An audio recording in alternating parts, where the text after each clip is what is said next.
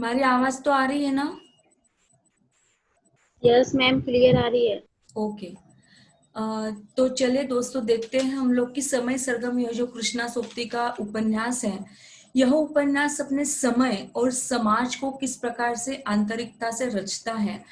आज मूलतः हम समय सरगम के सारांश की ओर जा सकते हैं कि मतलब अंतिम मोड़ पर है अब हमारा उपन्यास। हम लोग कथा वस्तु को देख चुके हैं, पात्र चरित्र चित्रण को देख चुके हैं, देश काल वातावरण को देख चुके हैं, भाषा शैली को देख चुके हैं, उद्देश्य को देख चुके हैं, शीर्षक की सार्थकता को देख चुके हैं, कृष्णा सोप्ती का लेखन कौशल्य कैसे है उस पर नजर डाल चुके हैं, उपन्यास में आए हुए जो नवीन मूल्यबोध है उसकी ओर देख चुके हैं, साथ ही में कृष्णा सोप्ती का व्यक्तित्व एवं कृतित्व किस प्रकार से उसकी ओर, मतलब लगभग 8 पॉइंट हमारे हो चुके हैं। आज हम लोग उपन्यास क्या है, मतलब समय सरगम में कृष्णा सोप्ती जी ने क्या लिखा हुआ है, इसके साथ हम लोग चर्चा करेंगे। तो समय सरगम कृष्णा सोप्ती का प्रख्यात उपन्यास है। देखिएगा कि कृष्णा सोप्ती ने अलग अलग प्रकार के उपन्यासों की जो चर्चा की, तो साथ ही में कृष्णा सोप्ती ने ऐसे उपन्यासों को लिखा कि जिसमें स्वतंत्रता थी। हम लोग देख चुके हैं कि उनको अपने लाइफ में, अपनी जिंदगी में किसी का इंटरफेयर करना बिल्कुल पसंद नहीं था। साथ ही में हमने आपको बताया कि जिस प्रकार वह अपने राइटिंग में, अपने लाइफ में किसी का इंटरफेयर करना पसंद नहीं करते, ठीक उसी प्रकार से वह अपने राइटिंग के दौरान भी किसी का इंटरफेयर करना उनको बिल्कुल पसंद नहीं। एक स्वतंत्र विचारों को जीने वाली वह एक तटस्थ लेखिका के रूप में उभर कर आती है। तो समय सरगम, यह जो कृष्णा सोप्ती का उपन्यास है, यह बहुत ही प्रख्यात है, ख्याति प्राप्त है। यह उपन्यास अपने समय को और समाज को जिस आंतरिकता के साथ रचता है, वह वर्तमान सामाजिक यथार्थ को तात्विक ऊंचाइयों तक वो ले जाता है। तो किस प्रकार से समय और समाज, इन दोनों की आंतरिकता से रचने की जो बात, और वो भी वर्तमान सामाजिक यथार्थ को लेकर किस प्रकार से वो लेकर गया।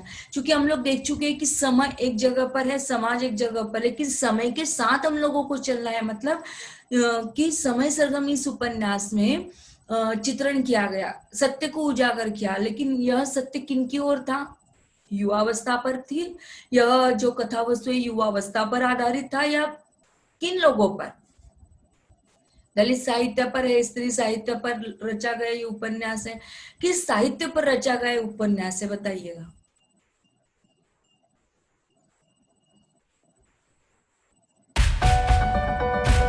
हमारी आवाज आ रही है आप लोगों तक? Yes ma'am. हाँ, तो बोलते जाइए ना आप लोग। आप ही से बात कर रहे हैं, हवाओं से बात नहीं कर रहे हैं हम लोग। हमने आपको सवाल किया कि यह जो उपन्यास है हमारा, यह किस सत्य को उजागर कर रहा है, किन लोगों पर आश्रित है? युवा पीढ़ी पर लिखा गया है, नारियों पर लिखा गया है, दलित साहित्य पर लिखा गया है, किस पर लिखा गया है यह साहित्य?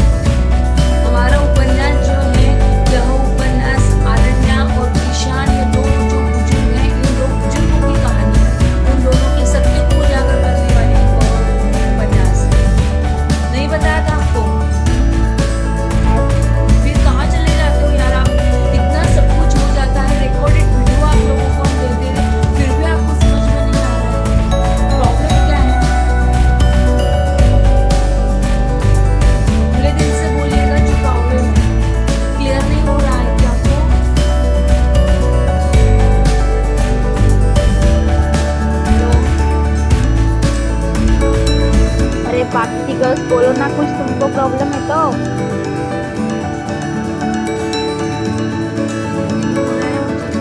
चलिए कोई बात नहीं, हम फिर से एक बार लेंगे जितना हुआ है।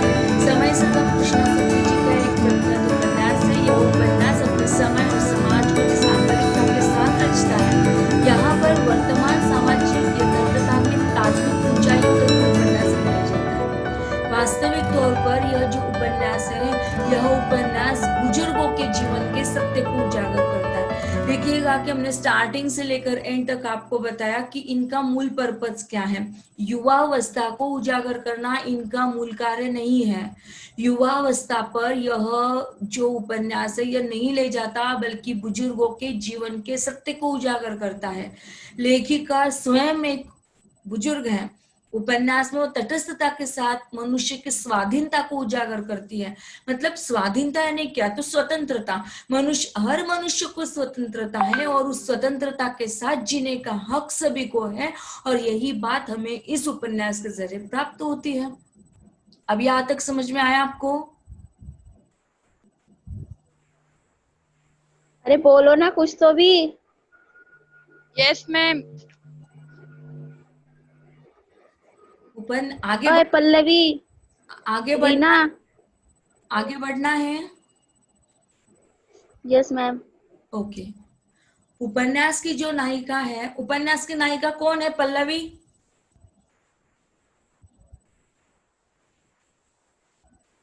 रीना, उपन्यास की नायिका कौन है? अरण्या। Very good. उपन्यास की नायिका अरण्या एक प्रतिभाशाली लेखक है। देखिए, अभी आप लोगों को चलिए एक होमवर्क दे देते हैं हम। आज से होमवर्क शुरू हो जाएगा आपका। होमवर्क आपका इस प्रकार से रहेगा, आप लोग है ना, मतलब डेली जब जब से हमारे लेक्चर स्टार्ट हुए हैं तब से लेकर अब तक कितनी तारीख से स्टार्ट हुए हैं पूजा हमारे लेक्चर्स, याद कीजिएगा। 31 अगस्त। Very good.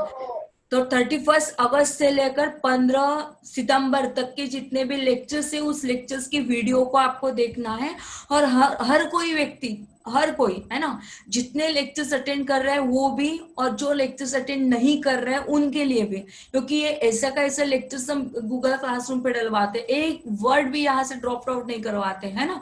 तो सारे लेक्चर जो लगभग हो चुके हैं उन सभी वीडियो को आप लोग देखिएगा, और शॉर्ट जो एकोत्तरी प्रश्न होते हैं ना वो निकालना स्टार्ट कर दीजिएगा आज से। पहला प्रश्न ऐसा भी हो सकता है आपका कि समय सरगम यह उपन्यास किन के द्वारा लिखित है, इस उपन्यास के रचनाकार कौन है। फिर लिखोगे समय सरगम इस उपन्यास कार जो है कृष्णा सोप्ती जी यह उपन्यासकार है। यह पहला प्रश्न आपका होगा। दूसरा प्रश्न आपका होगा, यह उपन्यास किन व्यक्तियों पर लिखा गया है, किन व्यक्तियों के जीवन पर लिखा गया है, तो बुजुर्गों के जीवन के सत्य को उजागर करता है। प्रश्न आपको बनाने हैं और उत्तर भी आप ही को लिखने हैं। फिर तीसरा प्रश्न होगा, उपन्यास की नायिका कौन है, फिर उपन्यास की नायिका अरण्या है। तो इस प्रकार से आपको अलग अलग रूप से प्रश्न बनाने होंगे, सबके अलग होने चाहिए। देखिए ध्यान में रखिएगा, हर एक रोज के आपके 15 अगस्त से लेकर आज तक के जितने प्रश्न हैं, लगभग एक टॉपिक पर एक वीडियो पर आपके 5-5 प्रश्न मुझे सबसे चाहिए। 15 अगस्त नहीं मैम, 31 अगस्त। 31 अगस्त, ठीक है।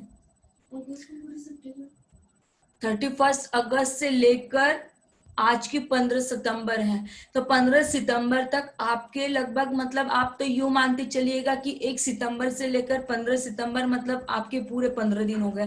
तो 15 दिनों के 5-5 प्रश्न आप सभी लोगों के तैयार हो जाने चाहिए आज के तासिका में।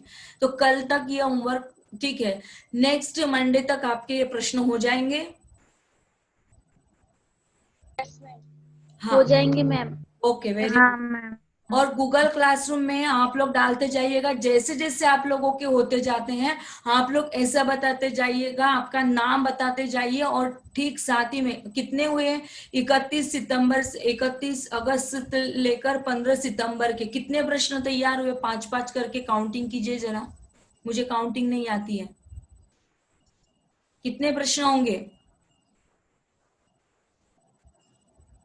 जागृति, काउंटिंग कीजिए।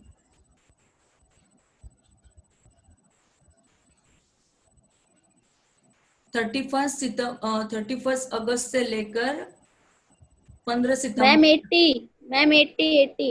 80 प्रश्न हो गए। चलिए, तो कोई बात नहीं, हर एक व्यक्ति के 5-5 प्रश्न मुझे चाहिए। नाम डालिएगा गूगल क्लासरूम पे पहले और अपना असाइनमेंट कंप्लीट करके मुझे छोड़ दीजिएगा। गूगल क्लासरूम पे मुझे पूरा मटेरियल चाहिए। आज कितने लोग प्रेजेंट हैं? 4। कौन कौन है बताइए। शर्मा पूजा, हम्म। पल्लवी कोई, हम्म। रीना सपकाले, हम्म। प्राची शर्मा। ओके, तो आज तो आपके बन रहे हैं प्रश्न, आपके तो आज के बन जाएंगे सभी के, है ना? तो आप चारों के तो बन। मैम हाँ जी बताइए। मैम मैं गूगल क्लासरूम में नहीं हूँ, तो एक बार ग्रुप पे कोड डाल दीजिए। कितनी बार डाले मैम बेटा? मैंने डाला है। बहुत बार डाल चुके हैं, बहुत बार डाले हैं। पूजा ने कल भी 2 बार डाला। अब थोड़ा ग्रुप को देख लिया, कौन सा कौन सा चाहिए? डाला? ग्रुप पर देख लिया कीजिए बेटा। क्या कौन से ग्रुप पे डाला तूने? आपको कौन सा कोड चाहिए? मैंने 71 गद्दे वाला डाला कल रिपीट, और उससे पहले भी बहुत बार डाल चुकी हूँ। मेरे इस पे तो नहीं उपन्यास आया। वाला चाहिए क्या? उपन्यास वाला चाहिए क्या? फिर मैं उस ग्रुप में नहीं हूँ। 71 गद्दे के ग्रुप में नहीं हो आप? नहीं। तो फिर ठीक है, आप जो ग्रुप में हो ना उससे ऐसे लिख दो, हाँ पूजा मैं इस ग्रुप में हूँ, तो मैं उसमें सब कोड डाल दूंगी हिंदी के। चलिए, अब हम लोग आगे बढ़ते हैं। क्लियर हो गए बेटा आप लोगों को? 71 प्रश्न मंजूषा, यह असाइनमेंट है आपका 31 अगस्त से लेकर 15 सितंबर के आगे भी जितने लेक्चर्स होंगे हमारे, उतने लेक्चर्स में आपको प्रतिदिन 5 प्रश्न 71 में तैयार करने। बहुत कुछ ज्यादा बर्डन नहीं है आप लोगों पर, लेकिन आज की तासिका को देखकर ही असाइनमेंट दिया है, ध्यान में रखिएगा, है ना? यह असाइनमेंट बहुत मतलब आप लोगों को बर्डन लग रहा है तो बिल्कुल सिंपली रूप से बता दीजिएगा कि नहीं मैडम हमें ये बहुत बर्डन होगा। बताइए जरा, बर्डन लग नो रहा है? मैम, हम हमारा ही फायदा है ना, एक तरह से हमारी प्रैक्टिस हो रही है, क्योंकि अगर हम जो निकाल रहे हैं वही अगर एग्जाम में आ गया तो वही होगा, वही होगा। हमें याद तो रहेगा ये क्वेश्चंस हमने निकाले थे। हम इसी कारण हमने ये जो मतलब अभी हम लोग जो लेक्चर चल रहा है हमारा, लेकिन लेक्चर चलते चलते जो प्रश्न हम आपको करते तो यही चीज रहती है कि आपकी समझ में आए या ना आए, हम तो आगे चले जाएंगे जिससे हम लोग अब तक आए, लेकिन बीच बीच में आपसे पूछते हैं कि क्या आपको समझ में आए, तो हाँ आप लोग कहते हो क्या समझ में आए, इसलिए हम लोग आगे बढ़ जाते हैं। अब देखिएगा कि ये उपन्यास अब लास्ट अंतिम पड़ाव पर आ गया है। आपको एक प्रश्न पूछा गया कि हमारा ये जो उपन्यास है यह क्या युवावस्था पर लिखा गया है, तो आप में से किसी की आवाज नहीं, इसलिए ये सारा प्रयोजन हम लोगों को करना पड़ा। ठीक है, कोई बात नहीं, ये तो किसी से बचेगा नहीं, कोई भी बंदा हो। तो जो भी है आपको असाइनमेंट कंप्लीट करना ही है, अनिवार्य है, ध्यान में रखिएगा, क्योंकि आप लोगों का टेस्ट चलता है, इंटरनल टेस्ट चलता है, पता है ना आपको? इंटरनल टेस्ट रहता है आपका। Yes ma'am. हाँ, तो मानते हुए चले कि यह आपके गूगल क्लासरूम के थ्रू होने वाला यह टेस्ट है, इंटरनल टेस्ट है। जो बच्चे गूगल क्लासरूम यहाँ पर नहीं जुड़ते हैं लेकिन गूगल क्लासरूम पे जुड़ते हैं, जो बाद में देखते हैं, उनको भी यह पूरी सूचनाएं हम लोग डलवा देंगे आज ही। तो सारे लोगों को होगा यह, केवल अपने समय सरगम कथावस्तु जो बच्चे समय सरगम इस विषय को लेकर यहाँ पर प्रविष्ट हो चुके सबके लिए होगा, है ना? तो आगे बढ़ते हैं। तो उपन्यास की जो नायिका है हमारी अरण्या, यह एक प्रतिभाशाली लेखक है। एक सवाल पूछा जाएगा आपको कि उपन्यास की नायिका क्या कार्य करती है। उपन्यास की नायिका अरण्या प्रतिभाशाली लेखक है, वह निष्ठा और साधना लगन से लिखने का कार्य करती है। उपन्यास की कई लोग होते हैं ना, कई लोगों की निष्ठा होती है, साधना होती है, लगन से कार्य करने की इच्छा होती है। कई लोग ऐसे होते हैं बस करना है अदरवाइज छोड़ देना है, ऐसे भी लोग होते हैं, देखा होगा आप लोगों ने। तो ऐसे लोगों की ओर ध्यान न देते हुए हमारी ये जो नायिका है, क्या लेना है देखिएगा, हमें यहाँ से लेना है कि निष्ठा को आत्मसात करना है, हमें साधना को आत्मसात करना है, हमें एक लगन को आत्मसात करना है। तो वो क्या कार्य करती है? तो वो लगन से लिखने का कार्य कर रही है। उपन्यास की शुरुआत में वह रात्रि में देखे स्वप्न में विचार करने लगती है। अब हम लोग अपने उपन्यास में अंदर जा रहे हैं। अब तक जिन्होंने लेक्चर्स अटेंड नहीं किए हैं, तो आज यदि आज के बाद में यदि लेक्चर्स को अटेंड करोगे तो आप धीरे धीरे उपन्यास को बहुत अच्छे से समझ जाओगे, ध्यान में रखिएगा। इंटू सारांश के तौर पर हम आपके उपन्यास को यहाँ पर रखने का आज से प्रयास कर रहे हैं। क्योंकि लाइन बाय एक लाइन। ओछो कर ले किती कप का वैसे बोले। हाँ जी, कोई कुछ कह रहा है? किसी की आवाज बीच में आई थी, कोई प्रॉब्लम है आपको?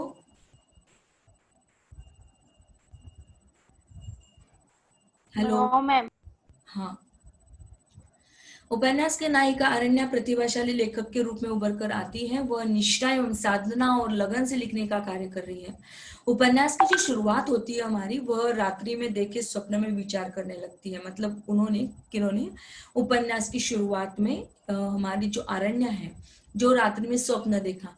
स्वप्न देखते हैं ना हम लोग भी, देखते हैं नहीं देखते? स्वप्न देखते हैं या नहीं देखते देखते? मैम। हाँ, तो हम लोग जो स्वप्न देखते हैं तो यस। इस स्वप्नों को अर्ली मॉर्निंग में वह विचार करने लगती है। तो जवानी से बुढ़ापे की ओर बढ़ती हुई अरण्या, जवानी से बुढ़ापे की ओर बढ़ती हुई अरण्या अपने ही चेहरे को देखकर बीते हुए वक्त के बारे में सोचने लगती है।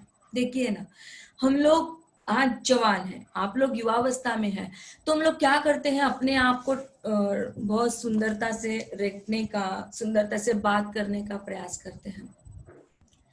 और जब भी हम लोग अपने आईने को देखते हैं, अपने चेहरे को देखते हैं, तो निश्चित ही तौर पर दोस्तों हम बीते हुए वक्त के बारे में सोचने के लिए मजबूर हो जाते हैं। और आज उस ढलते हुए पलों को, उस बीतते हुए वक्त को, जब उसकी उम्र की उसके साथी संगी उसे छोड़कर चले जा चुके हैं, तो वह तो संतुष्ट है। संतुष्ट किस चीजों को लेकर है कि उसके सारे साथी उसे छोड़कर चले गए, लेकिन उसे आज यह संतुष्टि मिल रही है कि वो अब तक भी जीवित है। देखिएगा, जीवित रहने का जो एहसास है, जीवित रहने की जो खुशी है, जो आनंद है, जो हम लोग आज फील नहीं कर पाते हैं। हमें नहीं पता है अपनी जिंदगी का वास्तविक मोड़ क्या है। हमें यह भी पता नहीं है कि जब इंसान आखिरी सांस लेता है उस समय में उसे ये जिंदगी कितनी अच्छी लगती है। हमें एहसास नहीं है उस जिंदगी के यथार्थता का, ये कितने दर्द भरे जीवन के पल होते हैं, और वह पल जीने के बाद जो वह जब दुखदाई माहौल हमारा समाप्त हो जाता है तो जीवन कितना अच्छा लगने लगता है। यथार्थता के साथ भरा हुआ वह जीवन, वह नई सुबह हम लोग अपनाते हैं। ठीक वही बात जवानी से बुढ़ापे की ओर बढ़ती हुई अरण्या अपने ही चेहरे को देखती है, बीते हुए वक्त के बारे में सोचती है, और उसी की उम्र के उसके साथी, उसके संगी अब उसे छोड़कर जा चुके हैं। और वह जब जब भी अपने आईने में अपने चेहरे को देखती है तो वह संतुष्टि पाती है कि अब तक वह जीवित है। और उसका मन, अंतर मन होता है, दो मन होते हैं बेटा, पता होगा आपको कौन कौन से दो मन होते हैं। एक तो अंतर्मन होता है और दूसरा बहिर्मन होता है। अंतर्मन कहता है कि हम लोग लेक्चर करें, और बहिर्मन कहता है कि ना, हम लेक्चर ना करें। जब जब भी अंतर्मन आपको कहता है तो यह अंतर्मन आपको अंदर की बात बताता है। यह अंतर्मन आपको अपने दिल की जज्बातों को बताने का प्रयास करता है। देखिएगा कि जब उम्र के सभी साथी चले जाते हैं तो उसका मन उसे कहता है कि भूल जाओ उस सपने को और उस जिंदगी को।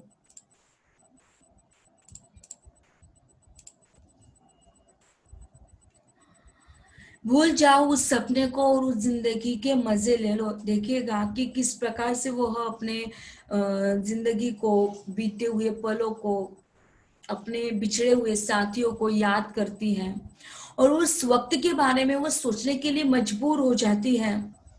और फिर भी वह जीने वाली जो नई चाहत है, वो जीने की नई चाहत को अपनाती है।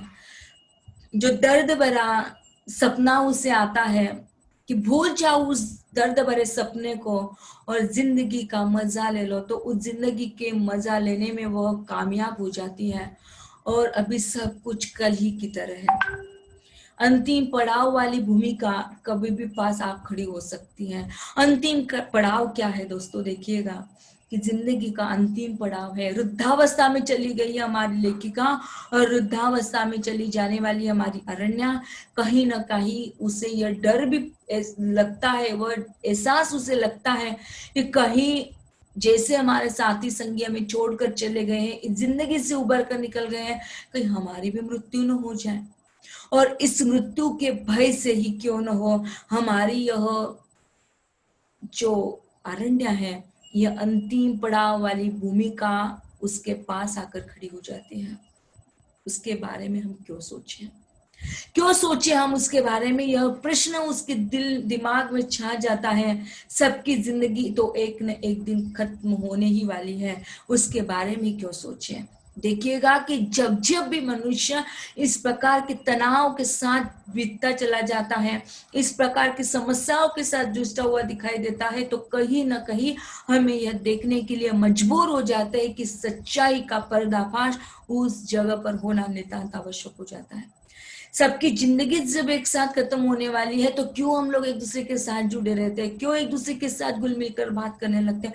हमें तो पता है कि यह दिन कभी खत्म होने वाला है, दिन के बाद रात होने वाली है, रात के बाद फिर से उजाला होने वाला है।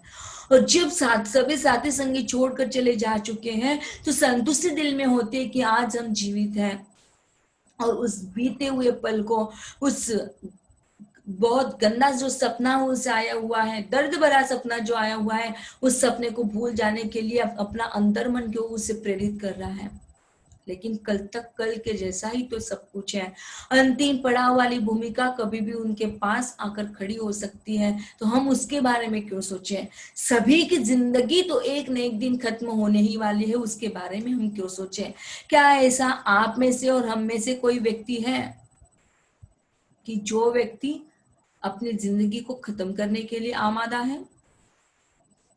कोई ऐसा व्यक्ति है जो अपनी ही नो मैम। हाँ, क्या ऐसा ही कोई व्यक्ति है कि जो अपनी लाइफ को, अपने लाइफ टाइम तक, जब तक इस सृष्टि का निर्माण है तब तक वो जीने वाला व्यक्ति है? निश्चित तौर पर ऐसा मैम। कोई भी व्यक्ति नहीं है बेटा। कोई भी एक भी व्यक्ति ऐसा नहीं है, क्योंकि सृष्टि का निर्माण, यदि सृष्टि के निर्माण के साथ ब्रह्मा ने यदि सृष्टि की निर्मित की है, तो शिव शंकर जी के माध्यम से इस पूरे संसार का संहार होना नितांत आवश्यक है। अदरवाइज तो कोई नए आदमी व्यक्ति जो है इंसान में आएंगे ही नहीं, यह इंसान जिंदगी में आएंगे ही नहीं। सृष्टि का निर्माण इसलिए हुआ है, जो निर्मित हुआ है उसे एक न एक दिन खत्म होना ही है। और इसी धरोहर के साथ जब सबकी जिंदगी एक न एक दिन खत्म होने वाली है, तो हमें उसके बारे में सोचने की आवश्यकता नहीं है। ऐसी बात हमारी जो लेखिका है, लेखिका के जरिए दिया गया जो पात्र है अरण्य, ये सोचने के लिए मजबूर हो जाता है। उसका एक अपना मित्र है, क्या नाम है उसके मित्र का? उसके ईशान। ईशान। ईशान। वेरी गुड, मतलब आप लोग यहीं पर हो। वह अपने मित्र ईशान से फोन पर बात करती है और उसके साथ घूमने के लिए निकल जाती है। देखिएगा कि जब जब भी व्यक्ति एक ऐसे अंतिम पड़ाव पर चला जाता है ना, जब भी व्यक्ति मजबूर हो जाता है, जब भी व्यक्ति समस्याओं के साथ उलझता हुआ दिखाई देता है, तो कहीं ना कहीं उस इंसान को अपने दिल की बातों का इजहार करने के लिए दोस्तों की आवश्यकता होती है, परिवार की आवश्यकता होती है। लेकिन जब अपना परिवार नहीं है, तो वह अपने परिवार के तौर पर किसे आत्मसात करती? तो अपने मित्र ईशान को आत्मसात करती है। वह अपने मित्र ईशान से फोन पर बात करती है और फोन पर बात होती है और उसके साथ वो घूमने के लिए निकल जाती है।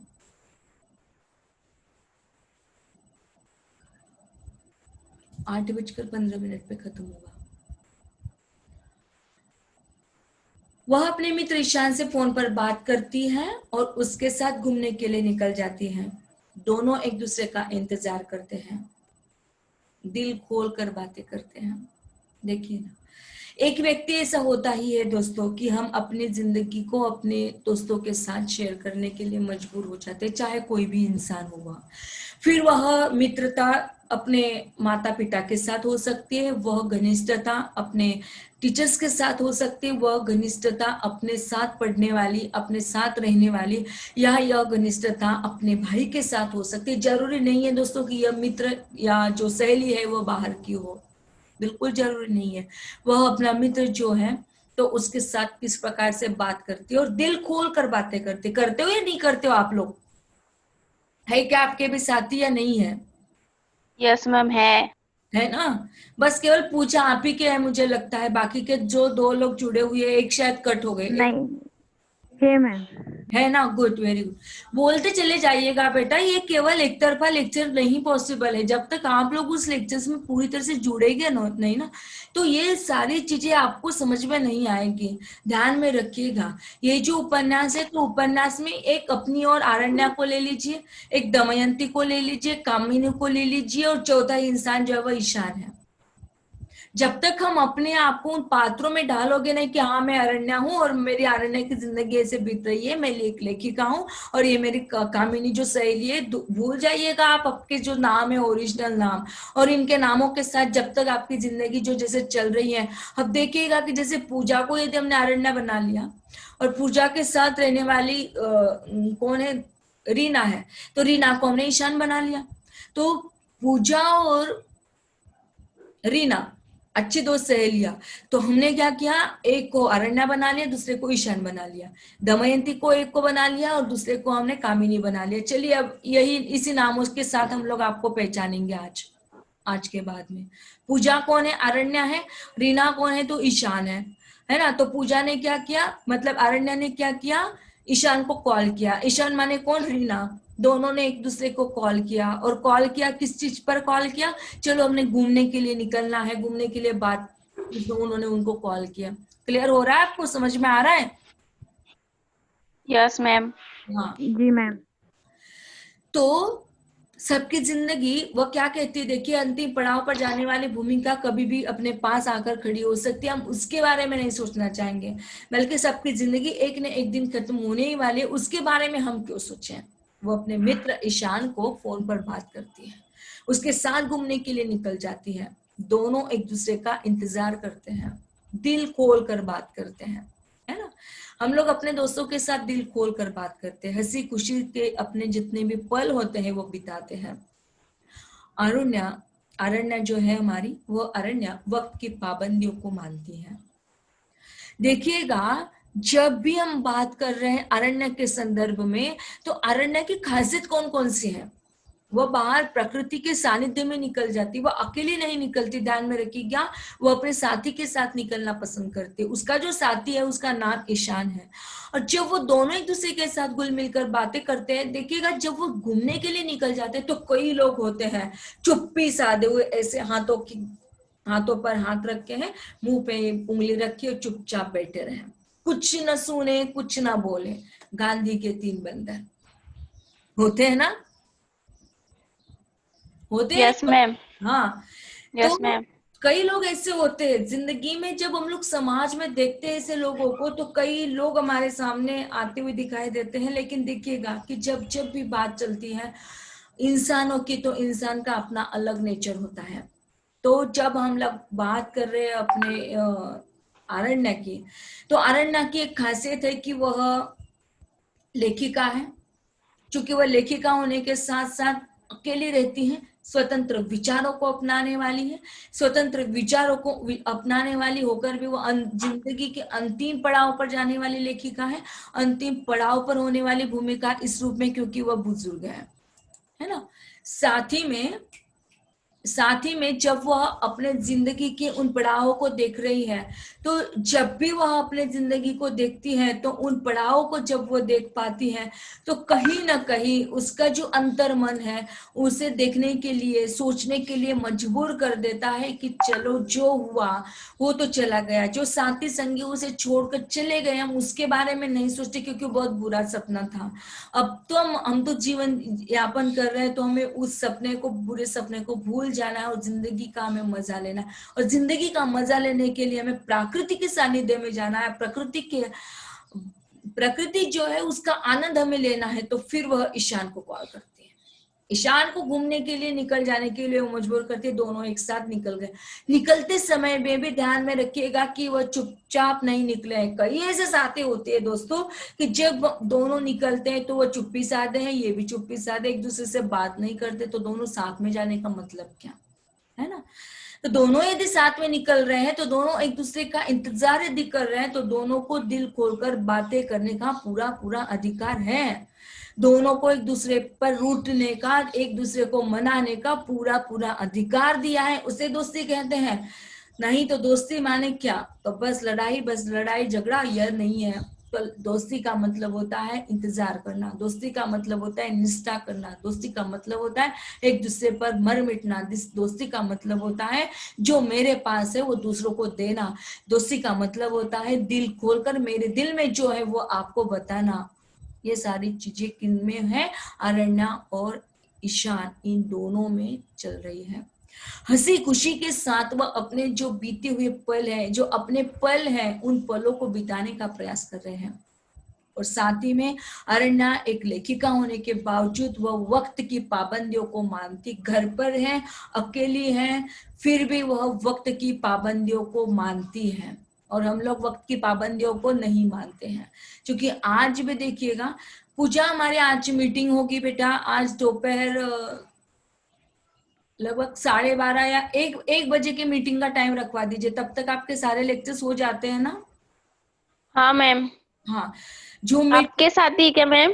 हाँ जूम मीट होगी, केवल हम लोग रहेंगे और कोई दूसरे टीचर्स नहीं रहेंगे, हम और आप लोग जितने SYBA के बच्चे हैं ना, उन सभी को, मतलब जो स्पेशल के लड़कियां हैं उन सब, यस मैम।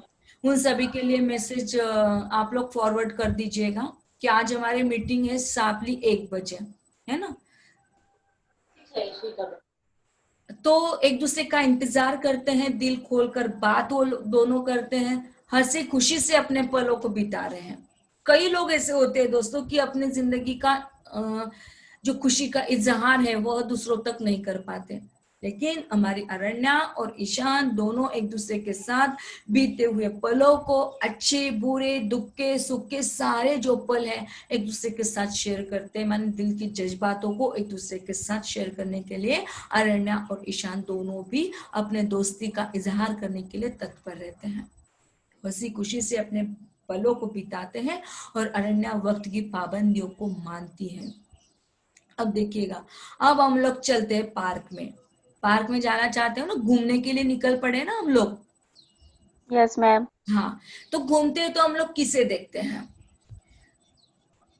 प्रश्न कितने अच्छे अच्छे तैयार हो सकते हैं इस पर देखिएगा कि अरण्या किन पाबंदियों को मानती है? अरण्या वक्त की पाबंदियों को मानती, केवल वक्त इतना ही आपका होगा।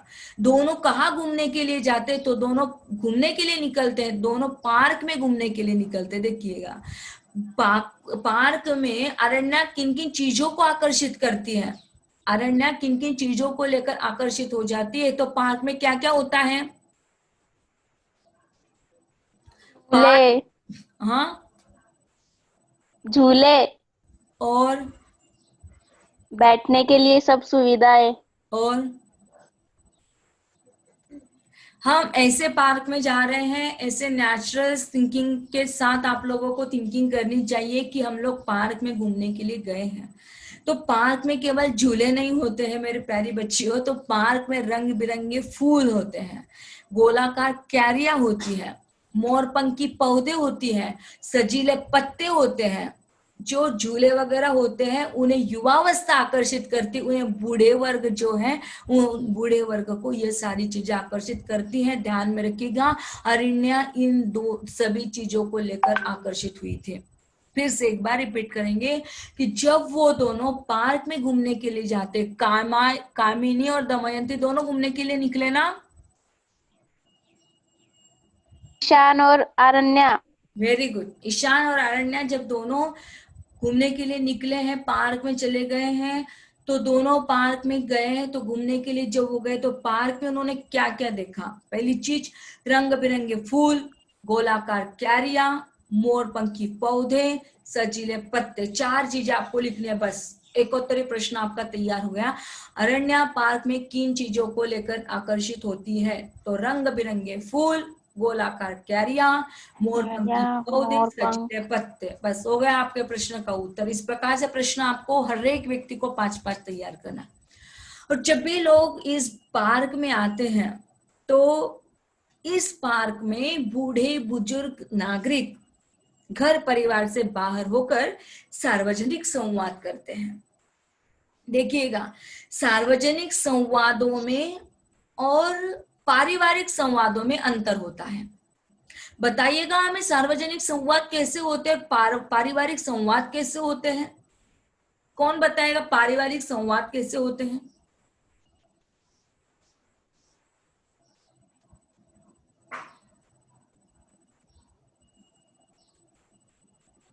समय नहीं है हमारे पास ऑलरेडी, हम मुझे लगता है कि 5 मिनट हम लोग लेट जुड़े हैं। समय की सीमाओं को ध्यान में रखना है, क्योंकि हमारी जो लेखिका है, लेखिका के द्वारा रचित जो हमारा पात्र है अरण्या, वह समय की सीमाओं को बांधने वाला है, वक्त की पाबंदियों को मानने वाला है। हमारा सवाल जरा ध्यान से सुनिएगा कि पारिवारिक संवाद कैसे होते हैं, और वो भी बुजुर्ग लोगों के। मेरी बहू ऐसी, मेरी बहू वैसी, मेरे बहू ने आज मेरे साथ ये किया, मेरे बहू ने मेरे साथ वो किया, मेरी पोती ऐसी, मेरे बच्चे ऐसे। होता है या नहीं होता? दैट्स कॉल्ड पारिवारिक Yes, ma'am. संवाद। क्लियर हुए?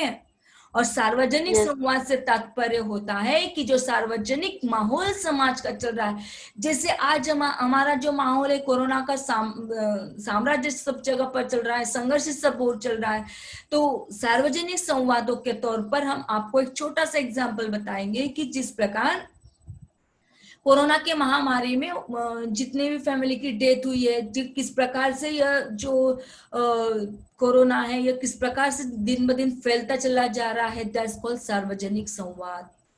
क्लियर हुए आप कि नहीं हुए? Yes, ma'am. हो गए। हाँ, समझ में आया आपको स्टार्टिंग से लेकर यहाँ तक जितना भी बताया? Yes, ma'am. हाँ, अब देखिएगा कि जब बीती हुई उम्र का जो एकांत है ना, बीती हुई उम्र है दोनों की, तो बीती हुई उम्र का जो एकांत है वो यहाँ पर ढूंढते हैं। कहाँ पर ढूंढती है? कहाँ पर ढूंढ रहे दोनों भी? पार्क में। Very good. जब अरण्या पार्क में टहलती है तो नीलकंठ को सामने उड़ते हुए देखकर घास की हरी नन्ही नन्ही पत्तियों को हवा में लहराते देखकर उसका मन दौड़ने को होता है। देखिएगा कि जब बात चल रही है पार्क की, अब हम लोग अपने घर में नहीं है, क्लासरूम में बिल्कुल नहीं है, अब हम लोग कहाँ पहुंच चुके हैं? पार्क में। अब देखिएगा कि पार्क में केवल रंग बिरंगे फूल नहीं होती है, गोल क्यारियां नहीं होती है ना, तो साथ ही में होते हैं वहां पर, तो पार्क में पंछी भी होते हैं, नन्ही नन्ही पत्तियां भी होती है जो हवाओं के साथ लहराती है, और जब वो हवाओं के साथ लहराते हैं तो मन दौड़ने लगता है। तो जब भी अरण्या पार्क में टहलती है तो नीलकंठ को सामने उड़ती हुई देखती है, और साथ ही में घास की हरी नन्ही नन्ही पत्तियों को, हवाओं के लहराते हुए पत्तों को जब वो देखती है तो उसका मन भी दौड़ने लगता है। जब वो दौड़ने लगती है तो कुछ टहलती हुई नजरें अरण्या को आश्चर्य से देखती हैं। इस उम्र में यह रफ्तार, और अरण्या में और स्फूर्ति आ जाती है, लेकिन लोगों की नजरों को देखकर वह अपनी चाल को धीमी कर देती है। कहा जाता है ना दोस्तों ऐसा कि जब बुजुर्ग हो जाते तो बुजुर्ग के होते होते ही हमारा जो बचपन है वह बचपन याद